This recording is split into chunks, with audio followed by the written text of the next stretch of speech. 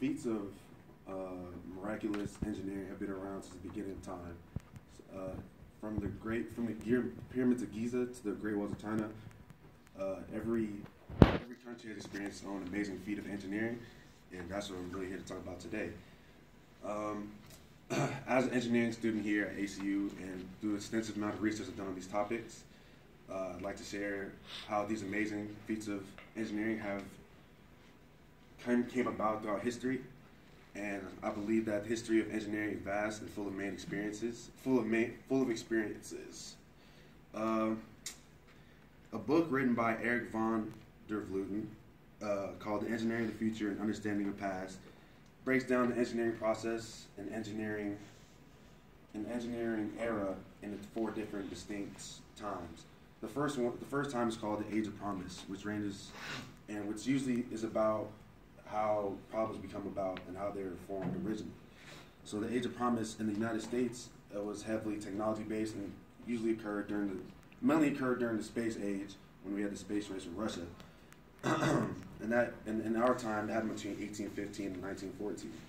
The second era of engineering is called the Age of Crisis, which in a time where a lot of people are aware of these issues and they're no longer as secretive. So, and during the Age of Crisis, many people come together and try to solve the problems that are presented in the Age of Promise. The Age of Technocracy is probably the most important stage of the engineering phase, and that's when the actual building and actual brainstorming occurs. So, in the United States, the space race is when we sent our first probe to the moon and sent our first satellites into orbit. And that was a big accomplishment for not only us, and it was a big milestone throughout in the history of our development of space technology in general. And the final stage is called the Age of Participation. And that stage is when everybody from multiple cultures, multiple ethnicities all come together and kind of bring their input and how they can improve how the things that happened in the Age of Technocracy occurred. As I stated previously, feats of engineering throughout history have always been a big thing. And as I stated, the Great Wall of China and the Pyramid of Giza are probably the two most significant feats of engineering that even today scientists can't figure out themselves. So these are the Pyramids of Giza. As you can see, I have just little facts up there. But the main thing is the Pyramids of Giza and the Great Wall of China also go through these eras. So for the Egyptians, the main issue for these being built was the Egyptians didn't have really room. They didn't feel they had enough. They showed enough appreciation to the pharaohs. And in Egyptian culture, the pharaohs are basically gods. So they felt like there's need to be a way to honor them more efficiently. So they built the Pyramids of Giza. The Pyramids of Giza are still baffle scientists today because no one really knows how they were built. As you can see, there are about 2.3 million bricks, and each brick weighs about 2 to 15 tons themselves. And they didn't really have cranes or anything that can lift heavy objects back then. So a lot of people debate on how they were built and their significance of why they were built. But we all know that even though they were built so long ago, and the fact that they're still standing today is an engineering feat that a lot of us thought we couldn't accomplish even today's technology. The second feat was the Great Wall of China. And as you can see right there, the Great Wall of China was built as a border to keep invading territories away from the home region of China.